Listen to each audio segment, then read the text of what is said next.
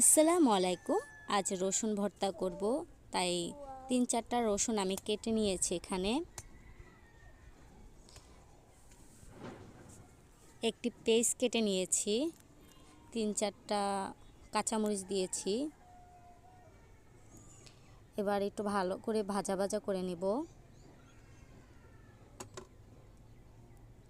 এবার ধনিয়া পাতা কেটে রেখেছিলাম, ওটা দিয়ে দিলাম।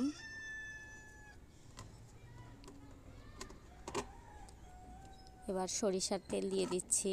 সরিষার তেল একটু বেশি দিলে মজা লাগে, তাই একটু বেশি পরিমাণে দিয়েছি আমি। এবার খুব ভালো মতো ভেজে নিব। ভালো মতো ভাজা হয়ে গেলে এবার শিলপাটায় আমি ঢেলে নিচ্ছি।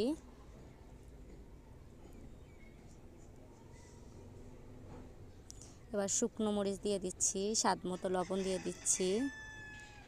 এবার বেটে নিচ্ছি।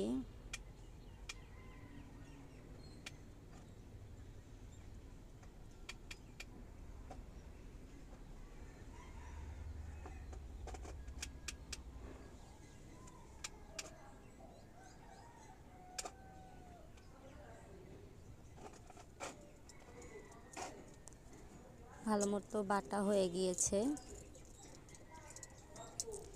এবার আমাদের ভর্তাটা রেডি হয়ে গেছে। গরম গরম ভাতের সাথে খেতে খুবই মজা লাগবে।